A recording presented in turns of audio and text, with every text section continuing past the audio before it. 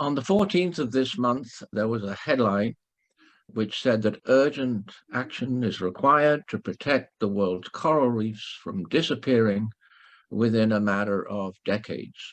And that's the warm water coral reefs, as you've described, and particularly, of course, the Great Barrier Reef. In my view, we've lost the coral reefs. We've lost the Great Barrier Reef, and that's a cosmic tragedy.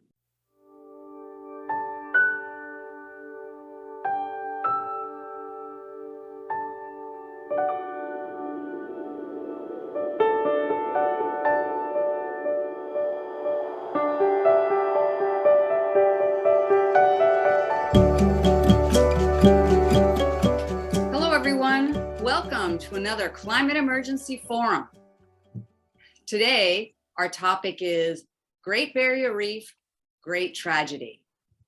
And it is a tragedy, and it's a tragedy of the commons. But before we get into this whole concept of tragedy of the commons, I want to share with you just a little bit that I know about reefs in general. So, one thing that I didn't realize, first of all, coral reefs are not meant to be used as jewelry, okay? Listen, fair is fair. I claim ignorance. I will say that this necklace was bought, embarrassingly enough, close to 30 years ago.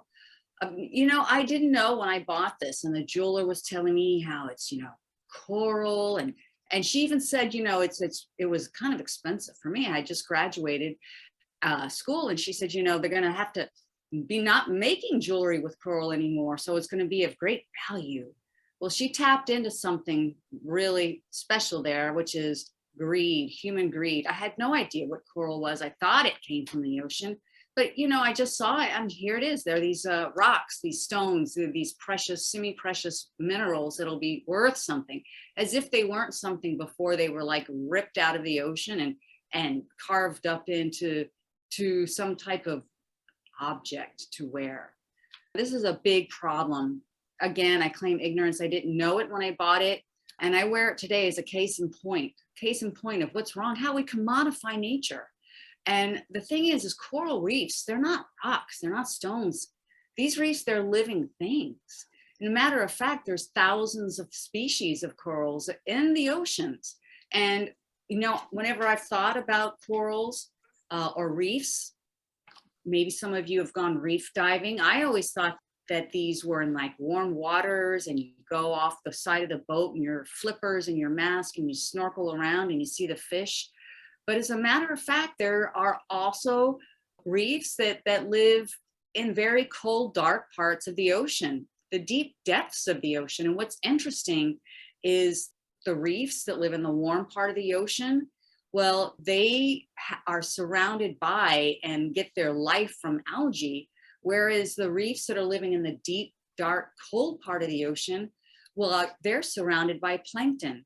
And interestingly enough, these reefs provide homes for about 25% of the ocean's fish. Think about it, 25%. That's a tremendous amount of fish. And it's this beautiful interplay of this symbiotic relationship between the algae, the plankton, the fish. Maybe you've seen those beautiful fan-like structures on TV, on Nova or something. Those also live on these reefs and are actually oftentimes part of the reef itself as a living entity. There's so much life going on here that's not just symbiotic, but also there's a term, it's called mutualism, where all of these organisms live together and give life to each other. It's really beautiful. It's something that we humans could do a little bit of learning about. We need a degree of mutualism. We think they're just rocks. Well, they have a lot to teach us. I want to tell you something, though, that we're going to talk about, and it's this coral bleaching event that happened in 2014 to 2017, and the warm waters got even warmer, and it affected 70% of the coral reef ecosystem worldwide. And some of these areas were really, really hit hard. And what we're going to talk about in this show in particular is the Great Barrier Reef in Australia. where hundreds of miles of coral were bleached. Right? This is a horrible thing. Just life decimated, more than decimated, in front of our eyes. And Peter has a lot of knowledge about this, and he's going to share that with us. It's been one of my dreams to go to the Barrier Reef. Peter, can you tell us a little bit about the Great Barrier Reef of Australia? Yeah, and of course, the Great Barrier Reef, as we've titled this presentation, is a great, great tragedy. On the 14th of this month, there was a headline which said that urgent action is required to protect the world's coral reefs from disappearing within a matter of decades. And that's the warm water coral reefs, as you've described, and particularly, of course, the Great Barrier Reef. In my view, we've lost the coral reefs. We've lost the Great Barrier Reef, and that's a cosmic tragedy, really. I'm going to do a little bit of reminiscence. In 1990, I got very involved with some of my environmental friends in what turned out to be a really big and great environmental event. It was the Earth Day of 1990, and it was the first International Earth Day. Several of us got very enthused about it, and one of the things that we presented to the public was the Great Barrier Reef, because it wasn't that long before that headlines had been made that the Great Barrier Reef was visible from space, that the rockets going up there and taking with cameras and stuff, they could see the Great Barrier Reef, and that proves for sure that it's the greatest single living organism on the planet. It's 1,400 miles long off the east coast of Australia there, and it's 130,000 odd square miles. And it is one organism, it is one animal, it's one living being. In 1990, we were aware that there was a problem brewing for the Great Barrier Reef, because the first bleaching event, which we should talk about, the first bleaching event happened in 1982. And bleaching events had not occurred before. So this bleaching that we hear about now, this is new. And they're getting much more frequent. As you've described, we've had in the past few years, we've had three major bleaching events to the Great Barrier Reef back to back. These, like the first one in 1982, was associated with an El Nino. That's a warming aspect to the surface of the water there. So up till this year, these bleaching events, which are potentially killing events for the coral and the Great Barrier Reef, have been associated with El Ninos. But this year, which is the fourth mass bleaching event, it's the first to occur not in an El Nino, not in a warming phase, but in something of a cooling phase. This fourth bleaching event is particularly worrying for the future of the reef. Now, in 2018, the IPCC published its, in my view, its best paper assessment ever, which was the 1.5 degrees C paper. In that paper, and this did make headlines, which was a good thing, the scientists, the IPCC, published that at a warming of 1.5 degrees C, which is the warming that since the Paris Agreement of 2015, we've been recognizing as the danger limit and trying to avoid, supposedly trying to avoid, at 1.5 degrees C, at least 90% of the coral of the Great Barrier Reef would not survive, because coral reefs can survive one bleaching, but what we're headed for, of course, is a constant increase in the warming, constant increase in global warming, constant increase in surface warming. And so that really, really is a killing situation for the Great Barrier Reef. At 2 degrees C, and this paper, of course, was the big paper that compared 1.5 degrees C and 2 degrees C, 2 degrees C having been the previous danger limit, far too high, as we realize now. At 2 degrees C, 99% all of the Great Barrier Reef and the warm water tropical reefs would be gone. In order to prevent total catastrophe to the planet as well as the Great Barrier Reef, I just want to stress again that the IPCC sixth assessment, and in particular the third mitigation paper report that's just been published, says over and over again that in order to prevent not only 1.5 degrees C, but in order to prevent 2 degrees C, global emissions have to be put into decline immediately and rapidly. Every time I hear what you have to say, so often I say, wow, it's just so incredibly eye-opening. And the thing that really makes me sad is these coral reefs are referred to as the rainforests of the ocean, because they do support so much diversity of life. It's so easy for so many people not to see it, that the huge impact of that loss is easy not to feel.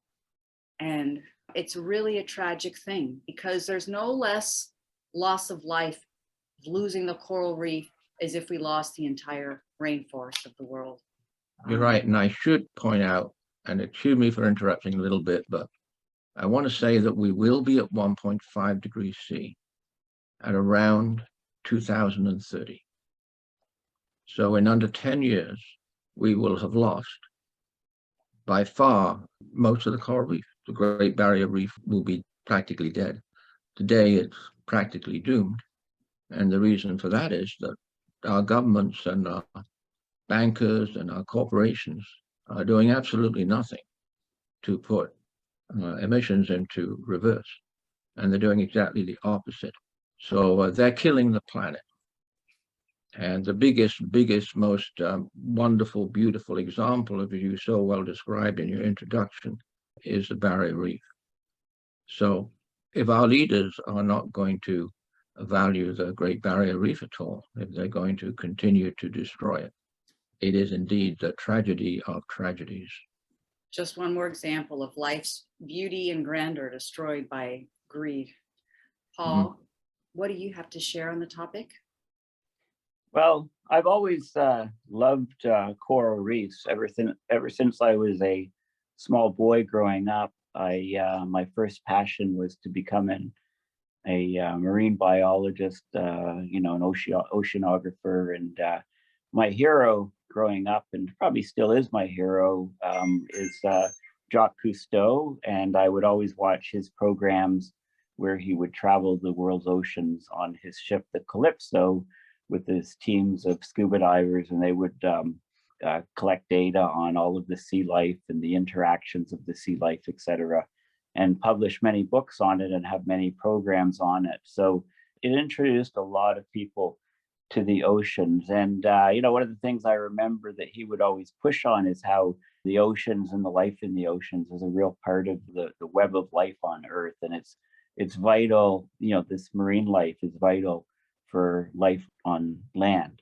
So without a living ocean, there's no possibility for life to continue on the land. So that's important.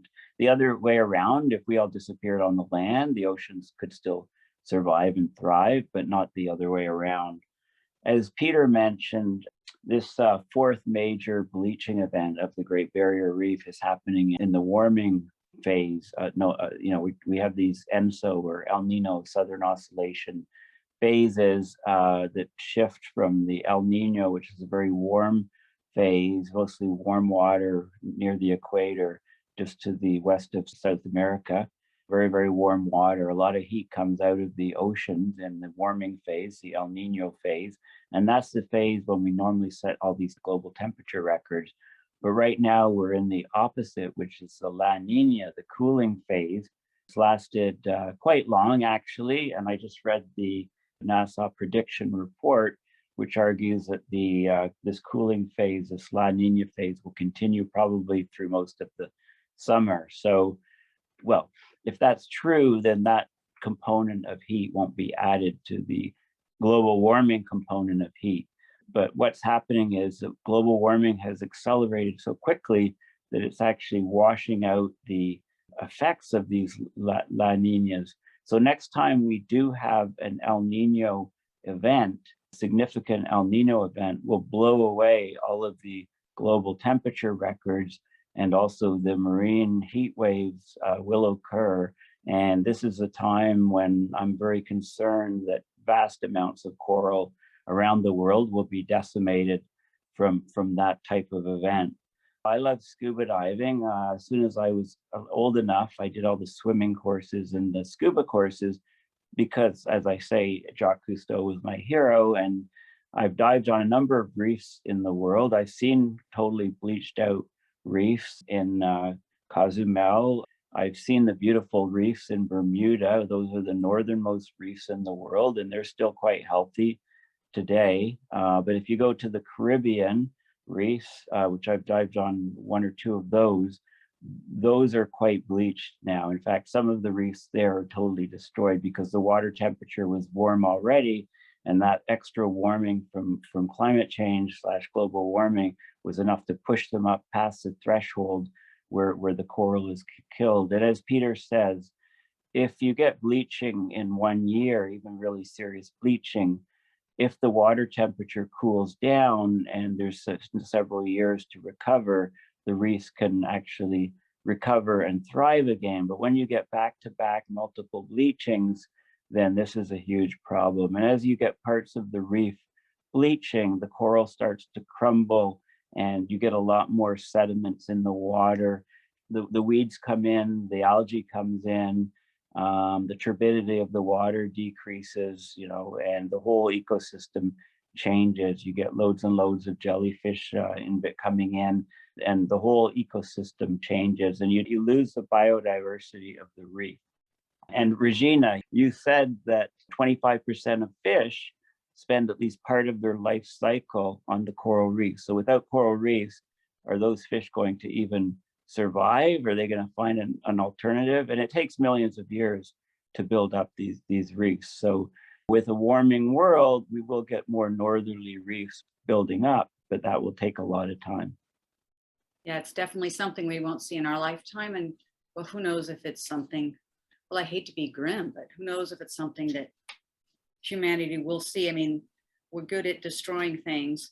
I've seen, as you described, Paul, I've seen those reefs that have been completely bleached out. And as you say, they start crumbling. And I've seen divers, just put their hands over it, and it's just sediment, just all over the place. It really does look like an underground graveyard. It's just something to see. It completely lifeless.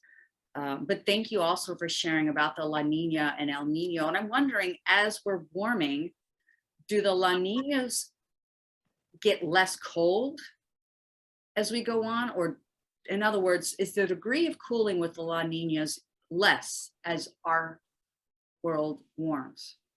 Think of the warming curve coming up here. There is some fluctuation, little dips and large increases, little dips and the little dips. So that the El Nino pattern of cooling and warming is, it's a fluctuation on the trend curve. So you don't notice it as much. Like the lowest temperature reached in the La Nina is not as low as it would have been in the previous series El Nina, and so on, going backwards. Thank you for that point of clarification. And Peter, I'm just wondering if you could share a little bit more regarding the Great Barrier Reef, as we had, specifically, and more about your thoughts on what's happening there. I like to think I'm a realist, but I'm increasingly very much a pessimist with regard to our future, with already committed global warming, climate disruption, and ocean heating and ocean acidification. I think it's very tragic that I'm not aware of a big sort of public outcry and a big public push to keep the Great Barrier Reef. And it's really ironic because when I was back in the 90s, the environment, everybody seemed to be talking the Great Barrier Reef, and we'd got to focus on it, and we'd got to make sure for future generations, there was a lot of conversation that for future generations, the Great Barrier Reef would still be there and they could still see this wonder. I mean, a child that's 10 years old, when they're in their 20s, they'll be seeing the end of the Great Barrier Reef. And I don't understand how this doesn't cut into people's heart, you know. It's really, really, really strange. I suspect that probably people think, oh, yeah, the Great Barrier Reef is in danger, but we'll be able to fix it. That's my impression. It's hubris, which is the origin of a tragedy, according to a Greek drama. And so you mentioned the greed. So yeah, I think the Great Barrier Reef, the largest, most wonderful organism on the planet, is being killed, is being murdered because of greed.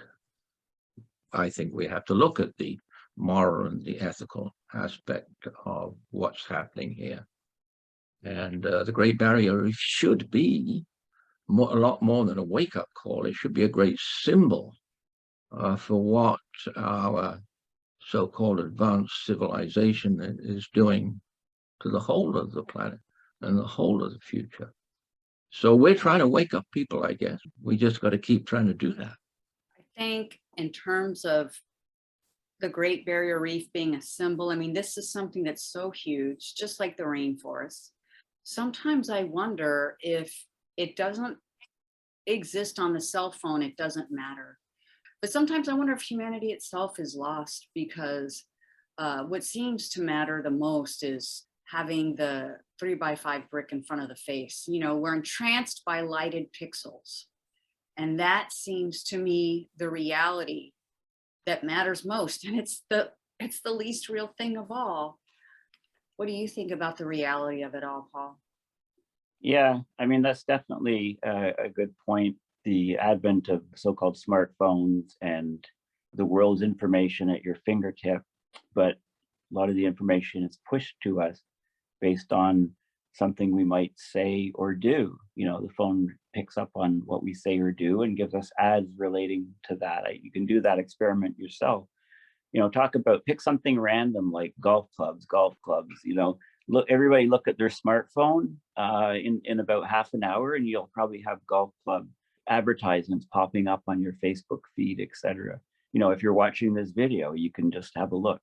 There's so much information coming that people need a filter to figure out what's important and what's not. And the important things are being overlooked. I mean, the Great Barrier Reef has been around for an awful long time. It's an enormous diversity of life, of marine life, you know, with the beautiful, colorful corals, and they're all colorful for a reason. They attract different fish species, etc.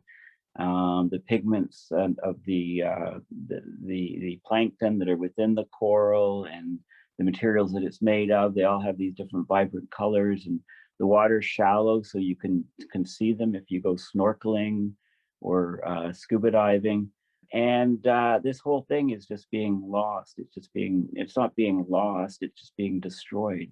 It's being really willfully destroyed because we know why the world is heating. We know the causes, and yet we continue to let it happen. And in fact, we're speeding up the process even now, as opposed to trying to slow it down and save the coral and the reef. And life is quite resilient, but the overall life in the oceans and on land are being stressed by no other bigger stressor than us. And the only bigger stressors occur during extinction events.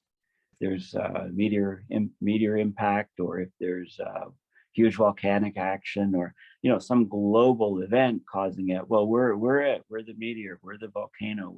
We're the ones that are destroying all of this biodiversity at our peril. And because of lag effects, we think, oh, we're okay right now, but all of the spin-on cascading ramifications of destroying the Great Barrier Reef are just, the knock-on effects are enormous, and many of them we haven't even thought of. And what surprises me more than anything else about the Great Barrier Reef is the people in Australia.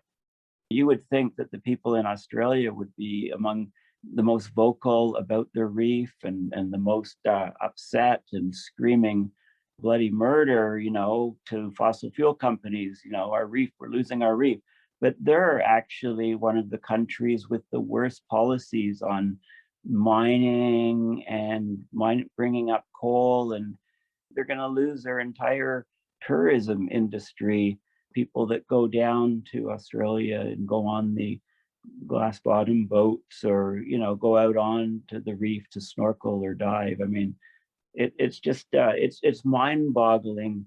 And the atmospheric rivers that have been hitting Australia, causing massive flooding, that water ends up having to go somewhere. So a lot of that water ends up as runoff into the ocean, and the fresh water that's murky with sediments clouds the water, and that actually damages the reefs that are closest to the shore.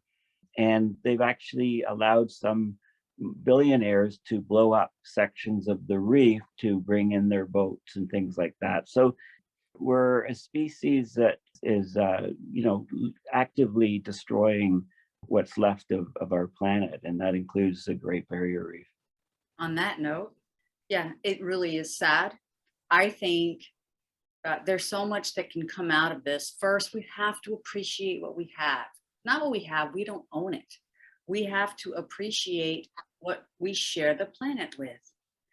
These are living beings of great magnitude that we are committing horrible crimes against.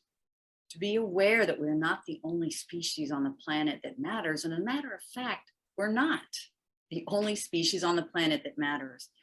And I would submit, Paul talked about how he had wanted to be a marine biologist. That interest, that drive was fostered by not having this, in front of the face. He didn't have that. He was able to go and do and be in and with nature. This is what people are not doing because they're so entranced by this wonderful but terrible thing. It's a wonderful but terrible thing. So I think one of the most activist things that any of us can do is just put it away. Look up, as a movie once said. Look up, look around, say hi to people, look at the dog that's walking up the sidewalk towards you, maybe ask if you can pet it. Be in the world, and maybe it will matter more to us, One can hope. And I think that it matters to you because you've managed to stay with us this long. So please like and subscribe. We want you to be a part of our cohort of viewers, part of the Climate Emergency Forum, and also share your comments down below, what you liked about this show, what you didn't like, and hey, future shows, other topics you would like to see us cover. And we'll see you next time at Climate Emergency Forum.